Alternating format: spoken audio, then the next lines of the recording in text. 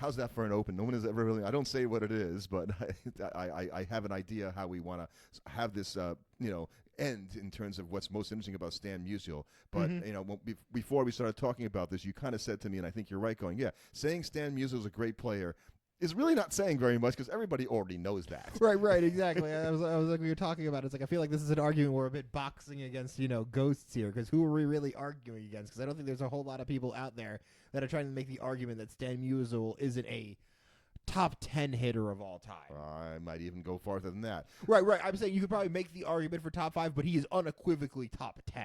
So what brought me to this, I started thinking about why am I so fascinated, and I wrote a post about this, about Stan Musial. Like, why was that name? So I looked at his career, and it started, in the early 1940s, and it ended in 1963. So that's important because I was not aware of what was going on. I was, a tiny little kid. And so all I got to hear about when I got old enough to know about baseball, and I was 8 or 9, was like, oh, how great Stan Musial was. I'm like, great, I never saw the guy play. It sounds great. He's got great stats when I started understanding that. And the other guy that was also retired when I was, barely born, 1 year old, is Ted Williams.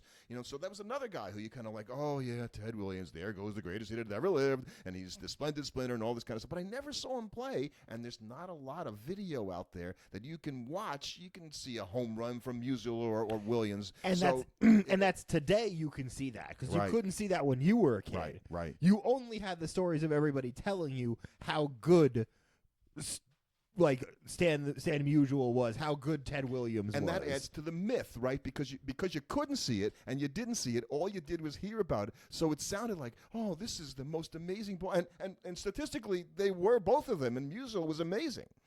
And it's just so impressive that really, when you go back and you look at his career, and I think this is where it can be really difficult to talk about a guy like Stan Musial, because he is that good. When you look at the strings of years he put together from 43 to about 55, 56, he was incredible during those years. He still led the league in hitting in his age 35 season. He hit almost 30 homers. He hit 351 with 29 homers and 102 RBIs. It wasn't until after that season that he really fell off and was not the player that he used to be.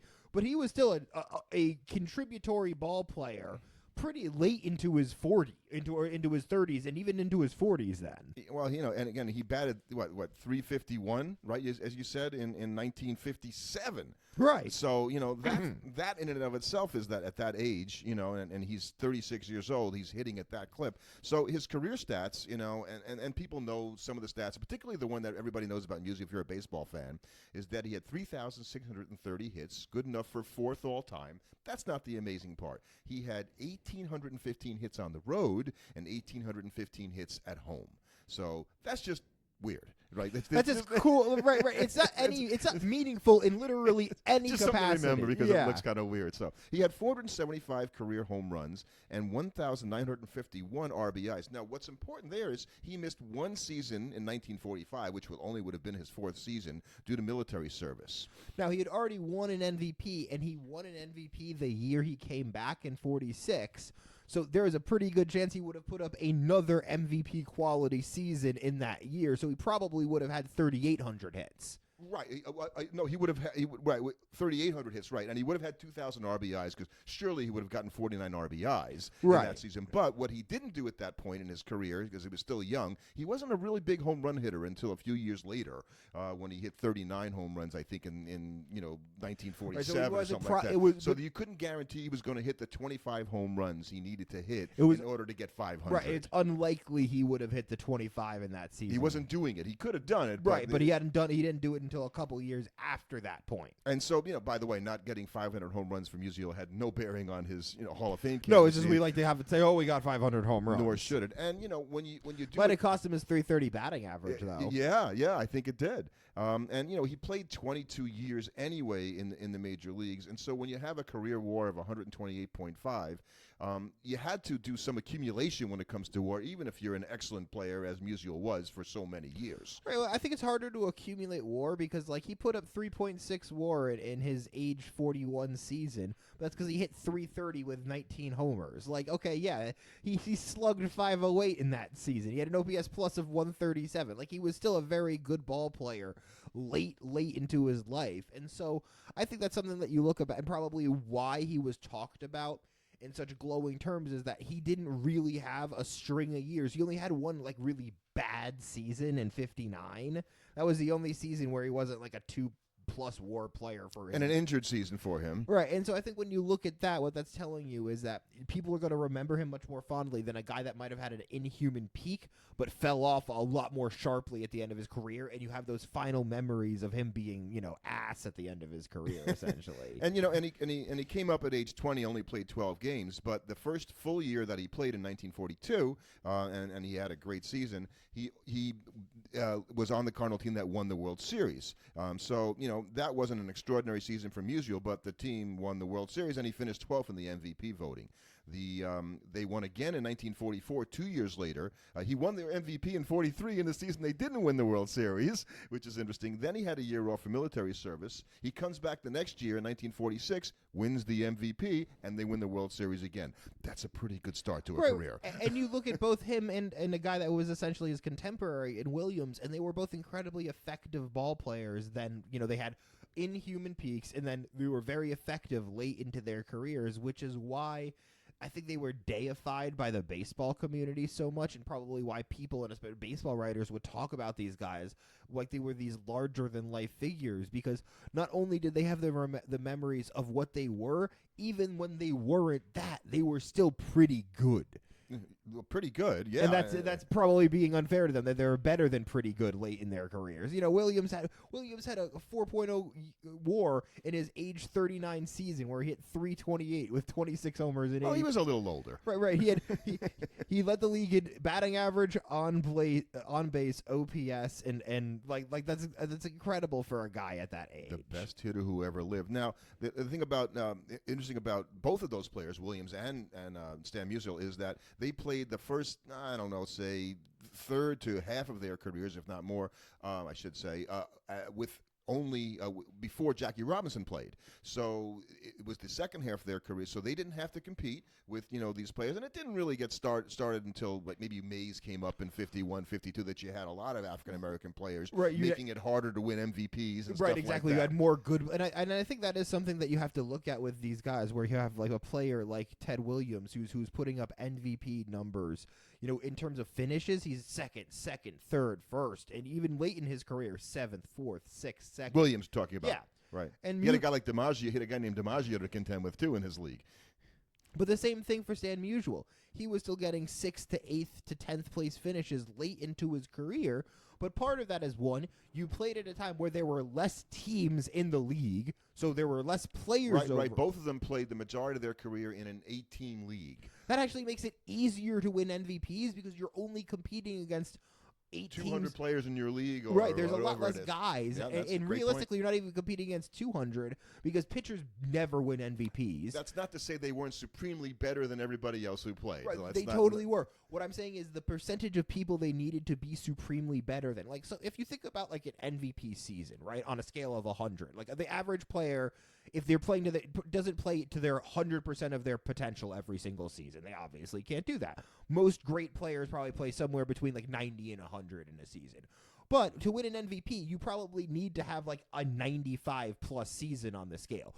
But when you suddenly have so many more guys in the league that are capable of playing at that level, it becomes harder and harder to win the MVP because somebody else, like when you look at Bobby Witt Jr. this year, he had any other year. Any other year, he's an MVP. But he happened to be this year where Aaron Judge has a complete outlier season. Francisco Lindor says, "Hold my beer, thank you." Exactly. He's another guy. Both of those guys that they have that season in a different year. You win an MVP. So winning an MVP now, and especially winning multiple back-to-back MVP now, I think is a much more impressive feat in today's baseball than it was in the 40s and 50s when Musial and Williams were playing. But immediately, so he wins another Musial MVP in 1948. The Cardinals don't win the World Series, obviously, that year. And in 1949, 1950, and 1951, he finishes second.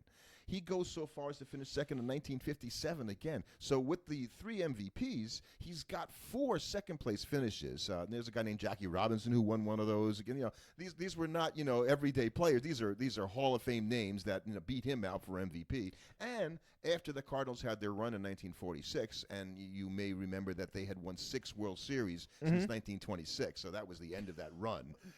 They weren't that great. They were good. They had winning seasons, but they weren't a World Series quality team at that point. Now, I will say that Musial probably holds a distinction of being one of the only players to ever have a baseball career in which he has more All-Star game appearances than he has seasons He's not the played. only one. Hank Aaron's another one of those guys. Yeah, so is Willie Mays. He played 24 All-Star games in 22 seasons because of the double All-Star games in a couple seasons. From 1959 to 63, they played 2 All-Star games in order to have or 59 to 61, my mistake. So 3 years to basically for raising money and whatnot at the time. So it was done out of a good place, but that's why you have these things where guys have more All-Star appearances than seasons that they actually did played. it into 62. Oh, into 62. Okay, my mistake. Yes, they had 4 years of it. Thank you. So so the consistency at being in the MVP race every year is great. I tried to think, okay, so this is why Musial is so hallowed to me, and the point we made before. And I thought, so how about you, right? So when you were a little kid, I was trying to think of who were the great players that retired and had Hall of Fame careers. And I guess we're not going to be able to put them in the same category as Musial and Williams because you can't. But I do that with think that's a anybody. part of the reason why, because you have to look at the environment around Williams and Musial when you were a kid. The way they would have been talked about. You didn't have the ability to go back and watch them. Like, if I really wanted to, by the time I was 10 and somebody was telling me, oh, yeah, you think these guys are good at third base? You should have seen Mike Schmidt.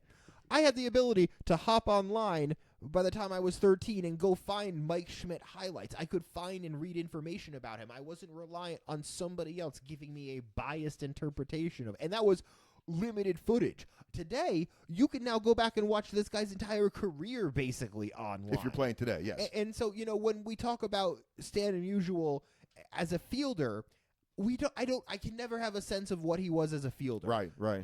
I can look at his career statistics and understand what he was like as a batter, because batting statistics are interchangeable from player to player. But you can't look at, because I think this goes into what makes Musial interesting, is that you can't tell how good a guy was as a fielder from his statistics. It's way harder. Yes.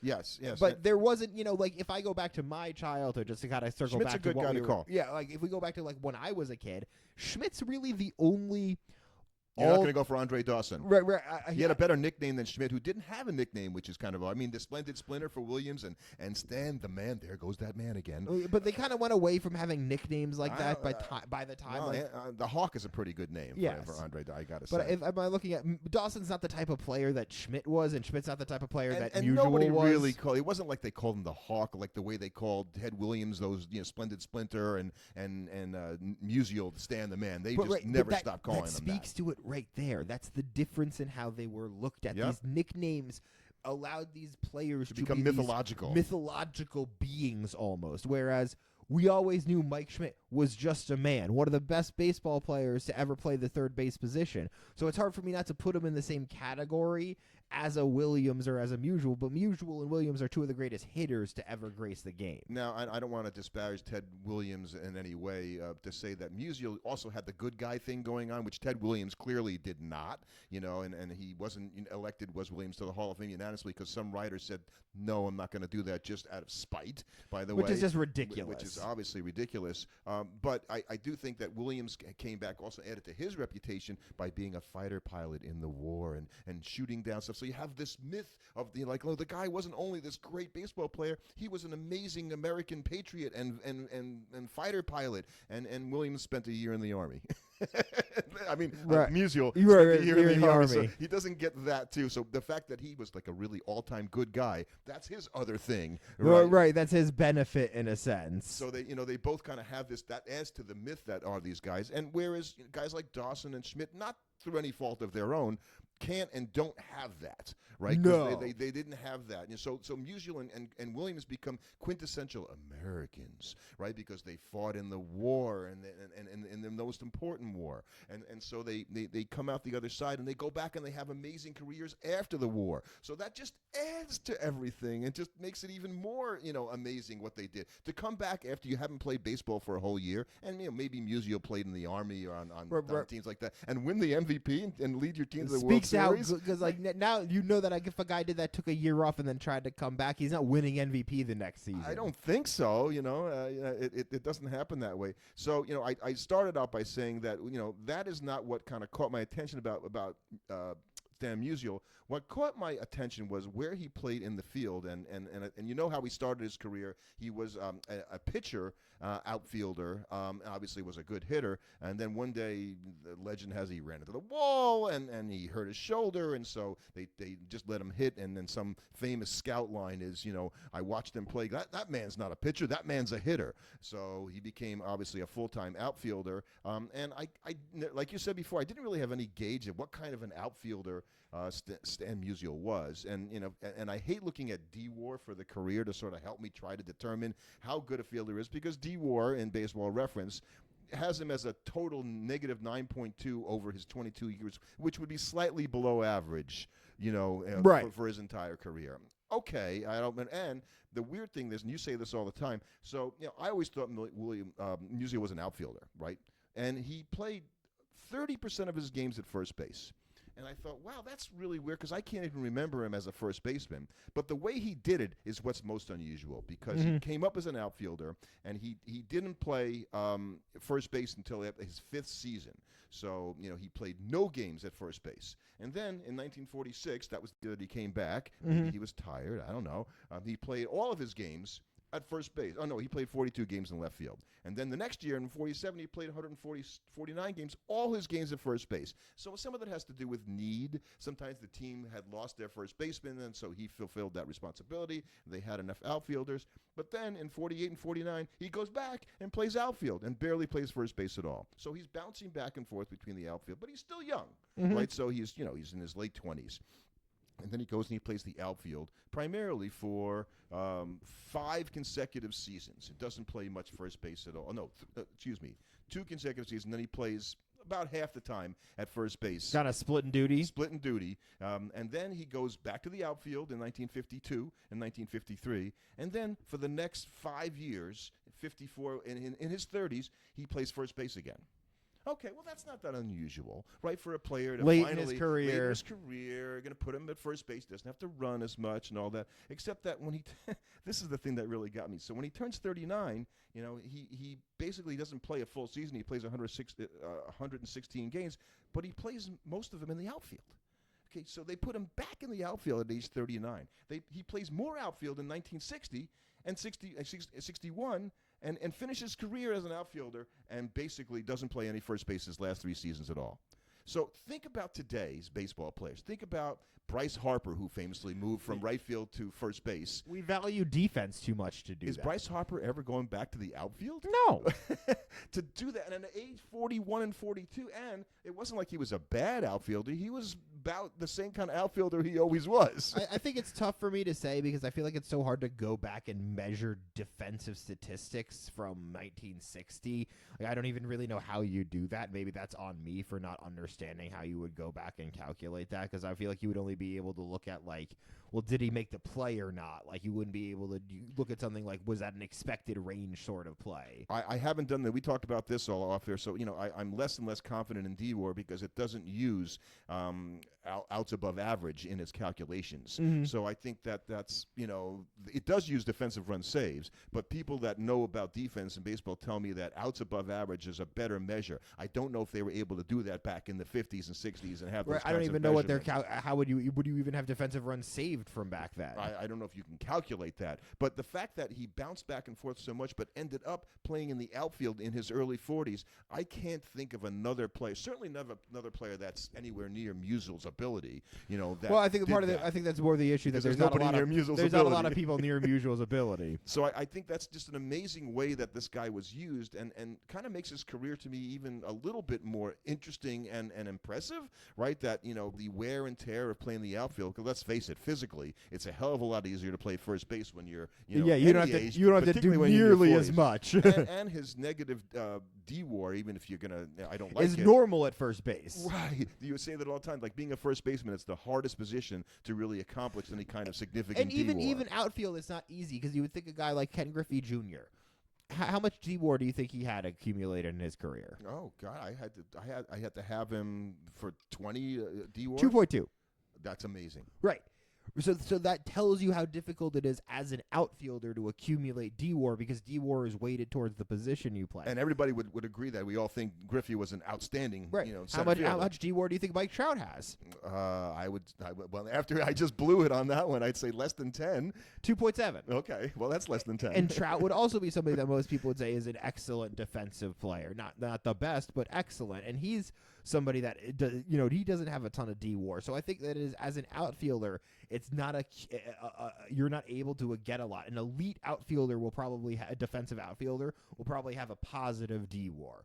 An average defensive outfielder will probably have close to zero, but probably negative. A little bit negative. Yeah. And then bad defensive outfielders, I imagine, are getting towards like 10 to 15 plus negative defensive WAR. And the, you know, the ability to measure, as you said before, wasn't really there as much for them to, as a baseball organization, the Cardinals, let's say, in the late 50s, early 60s, and they got Stan Musial, all-time great, they know this, on their team, but he lost a little bit. We can kind of tell that he's not as fast as he used to be, but he seems to be making all the plays. Right, he still gets to the ball, he still looks good. You didn't have a range factor, and how him, you know, like knowing that he's lost 2 or 3 steps, which they can tell you now. You're like, he doesn't look like Carlos Beltran at the end of his career, right? Great outfielder, smooth as silk out there in the outfield and other stuff. You couldn't tell he had lost a step. Wasn't as great at the end of his career, but you really couldn't tell that he didn't run as fast, because he always looked like he was running with the same amount of effort, even when he was great. So it's easier to measure now because we have the abilities to be able to